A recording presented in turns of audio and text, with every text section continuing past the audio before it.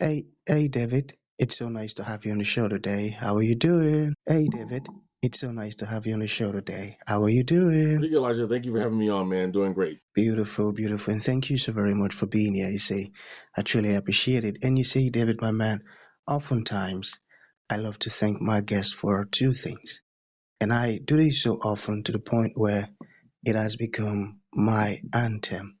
So, firstly, I want to say thank you so very much, David, for investing in yourself.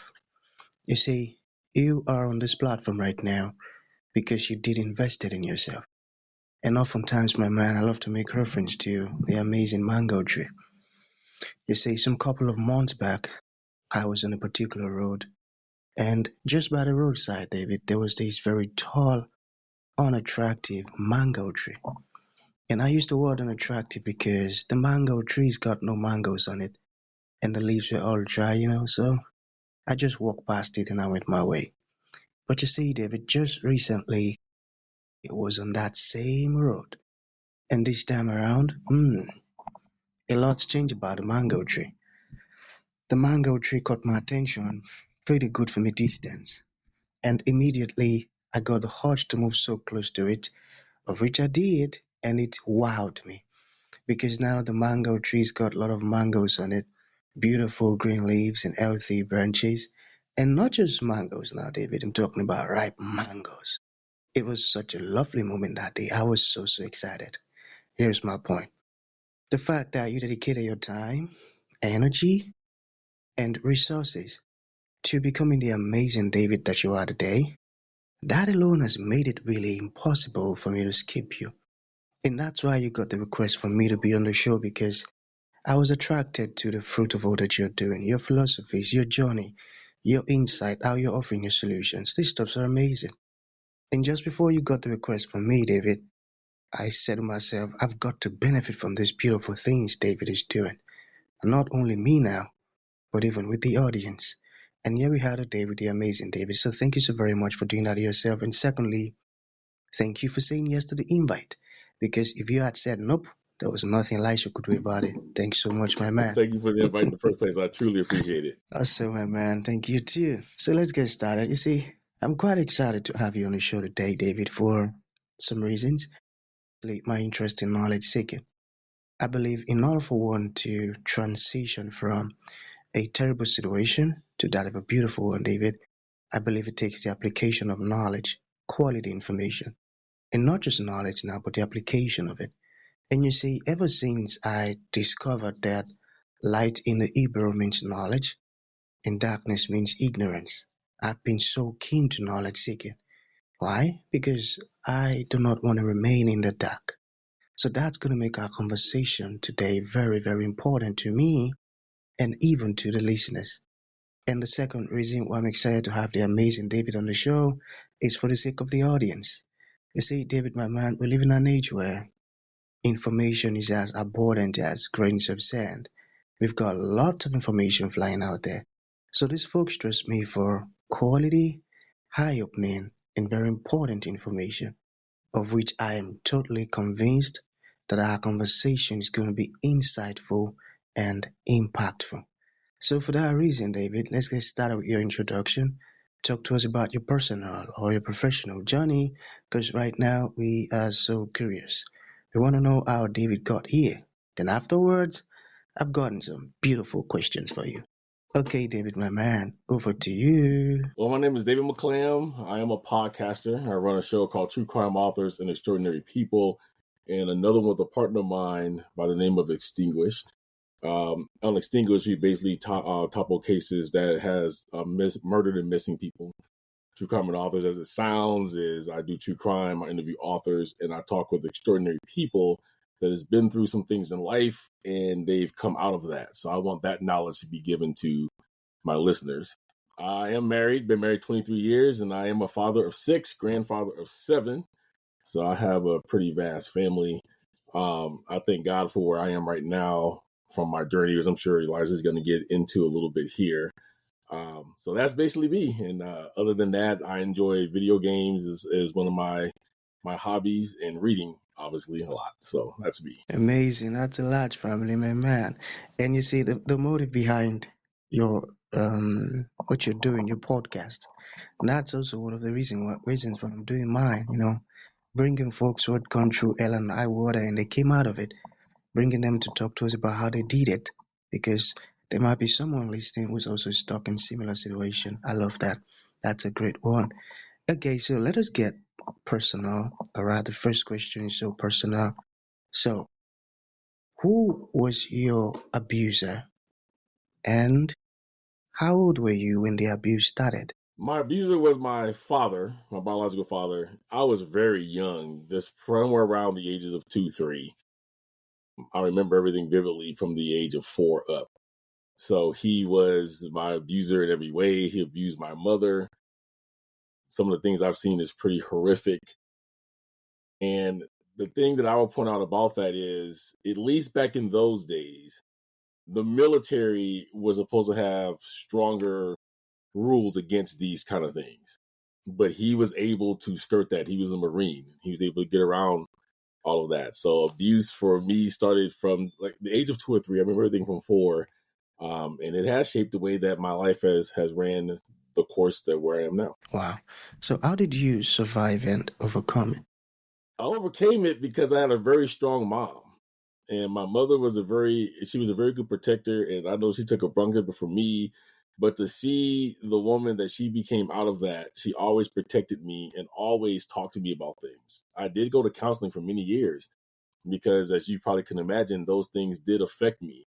And it does have consequences behind that. And what I mean is the way you grow up, how angry you are, what you may do in the future. Because, for everybody that's been abused, especially a man, if a man does go to counseling or anybody or anything like that, the first thing they tell him is, well, you're doomed to repeat this same cycle, right? That I was told I would beat every woman I was with, that I would abuse my children because it was ingrained in me at that point. And I set out to prove all that wrong. So because I had a mom that cared, that got me into counseling, that really worked with me through it, even though she was going through it herself, that is the main reason I think that I was able to come out of it as well as I. That's one of the benefits of having a great mom, I tell you. But I'm curious, you mentioned she was also abused too. How did she handle hers? My mom was greatly abused. I've seen things from her being chained to beds, forced to have sexual intercourse she didn't want to. My dad was to the point that if his spaghetti wasn't hot enough, she got beat for that, thrown plates in her face. Um, just fist to face body. My mother has passed away now by almost 5 years. And it's been said that because of a lot of the abuse that she Sorry. did take is the reason why she went to a grave as early as she did. So I will tell you, even though the things I went through was horrific too as well, my mom took a lot of it because she wanted to protect her son at the end of it. Wow. Oh man, oh man. She didn't consider divorce during that period of time. Well, here's the thing that everybody needs to know about abuse. And I'll go back a little bit. Yes, of course it was considered. And my mom did try to escape several times. However, my dad was my mother's first love. And when I watch some of these shows and they say, well, she could have left and he has to go to work at this time of the day. And it irritates me because I'm like, these people clearly have not been through domestic abuse. It is not that easy, especially if you get a woman that you can program or a man that you can program to believe that you are the only person that could take care of them. Often they have no money. Often they're separated from the rest of their family. My mother was, right? So my father moved us clear to a whole nother state because he was stationed there with all of our families between Georgia and New Jersey. To show you how bad that is, I just met my biological grandmother on his side, right? I just found that whole side of the family about 8 years ago. And the day I found them, my biological grandmother on his end had already passed. So this how separated that we were. Even though my mom tried to leave several times, we went to several shelters, we went to even a different state at one time, he was still able to find us. Now, it's a lot different now because they take security of women that's in shelters a lot differently than then. But again, you come with the rhetoric. And I know some people's heard this before. I'm sorry, baby. I don't know why I did this. All I want you is to come back. I want you and my family back. I promise. Now, when you're that young, my mom was in her early 20s. Yeah, at first you don't want to believe that. But then the more you keep grading on that, the more you say, okay, and then you're in the shelter, right? So you're not in a very good place. You're in the shelter and things like that. So you end up going back. And of course, every time you do, for that maybe week or so, everything's good. And then it happens again. So it's not real easy to break away from those kind of things because there's a mentality thing at the end of that too as well. The mentality thing, I got that. So why are you so drawn to true crime? I have been, I guess you could say, with true crime since I was a young kid. The first case that brought me to true crime was the Jim Jones and the Guyana tragedy. Even though I was very young, I think that happened in 78. I was born in 72. So I was very young when that happened. That was the case that intrigued me. And from there, I have always been into true crime. I always wanted to figure out how people worked, especially since I was abused by my dad. I want to know what would make you tick, what makes people think these things, what pushes you to that edge of, I have no other way than to abuse you or kill you, or whatever that case is. So I've been drawn to true crime of every facet since I've been around the age of 6, 7. Wow, amazing, amazing. I got that. So let's talk about your podcast. What is your podcast about right now? So True Crime Authors and Extraordinary People, it's kind of interesting how that one came. So I had a podcast before called A Day with Crime. I did with my oldest daughter, Geneva. We actually broke history because at that time I did not know, and we weren't trying to, but I guess we were the only father-daughter genre or father-daughter team in any genre, and then we were African American, so that added to that. She had to split, so True Crime Authors and Extraordinary People came out of this. True crime, obviously, because I love true crime. I wanted to stay in that genre. But if you was to go into your podcast search right now and look for true crime, you have a million true crime podcasts. So I had to do something to separate myself from the game. So I read a lot. And I was like, I read a lot of independent authors. So I'm like, if I've never heard of these guys before, then my audience and people around the world has never heard of them either. So why don't I add a blade to where I can interview some of these people? So that's where the authors come from. So if you look at my podcast, I interview authors of all genres. A lot of course, people who write true crime books write me the most, but I interview authors from all genre. And some of those authors become friends and they write several books and they come back and a lot of people go read their books. And then the extraordinary people, the show originally was called True Crime and Authors. And then I got to thinking one day, I said, well, what if I was able to share some of the knowledge of things I've been through and some of the knowledge of other people, what they've been through. And so I piloted Extraordinary People for the first year of my show, and it was a hit. So that blade is I bring people on who has been through some things. I've talked to people that's been trafficked. I've talked to people that's been raped, people whose family members have murdered people. You name it, I've talked to them.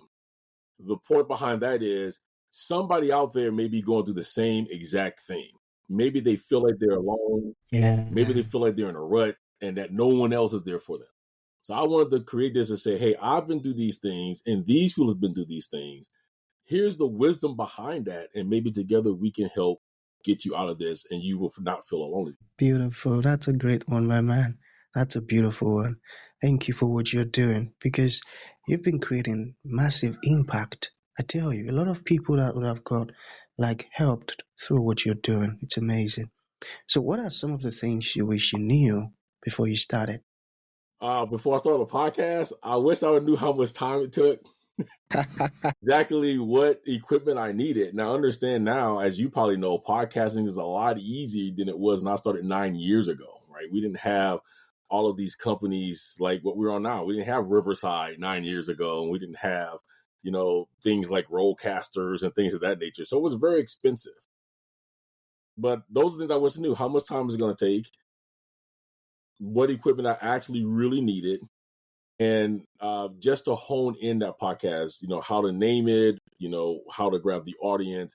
I came from a YouTube background because I was a YouTube influencer for 15 years, so that kind of helped. But those are things I wish I knew, which that's why I try to help people now with those things and reach out to me. Hey, here's what you need exactly. Here's what to do.